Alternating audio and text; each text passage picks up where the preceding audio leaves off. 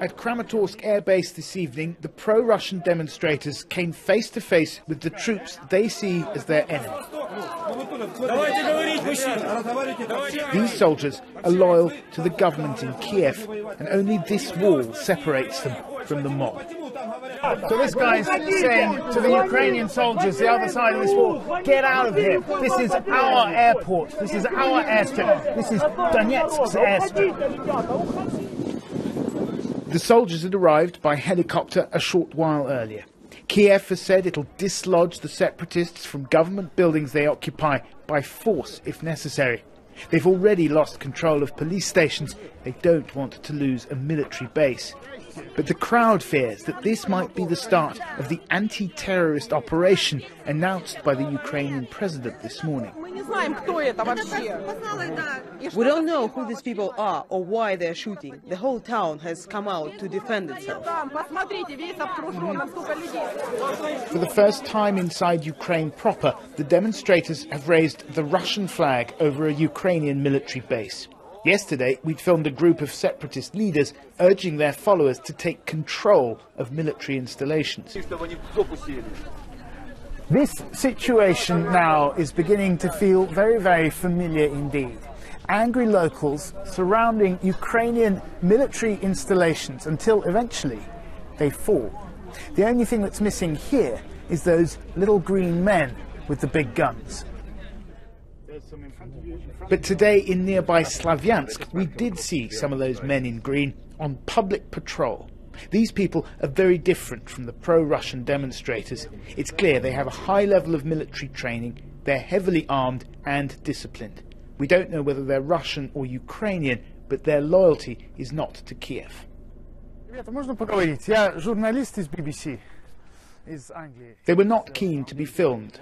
But after some fraught negotiation, some did agree to speak to me in private. Well, I've just had quite a long conversation with those men in green with the big guns. They didn't want to go on camera, but they did talk to me, and I asked them straight. I said, "Are you Russian?" And their answer was, "We're all Russian." But it soon became clear that they meant culturally Russian. They're actually citizens of Ukraine. One of them got his passport out, the blue thing, clearly a Ukrainian passport. Now, they talked about Iraq, they talked about Syria, they talked about the evils of the West. They accused me of being an MI6 spy. But then they asked me, "Are you an Orthodox Christian?" I said, "No, I grew up in an Anglican tradition." To which one of them responded, "Ah, well, you must be a pederast then." Their concerns were partly political, but partly cultural. They felt threatened by what they saw as the culture of the West. 50 miles to the north, the Ukrainian army began moving troops and military hardware in an attempt to reassert its authority. Moscow has warned that the country's on the brink of civil war. Sending in soldiers against the protesters could lead to a Russian invasion. But if Kiev does nothing, it risks losing control of the east. In Slavyansk, militiamen with nervous trigger fingers run around a children's playground. There are rumours of infiltrators and imminent incursions. For ordinary citizens, these are worrying times. I don't know what to do, I don't know what's going on, Lena told me.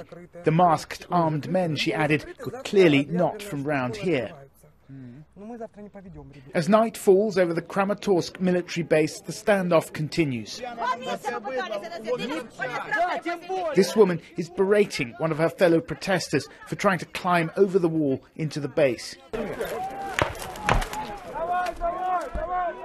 But moments later, gunfire rings out as two men make their way towards the Ukrainian soldiers. They're warning shots, no one was hurt. But some of the bravado here looks like it might be fueled by alcohol. This is a dangerous moment for Ukraine. Mistakes could have terrible consequences.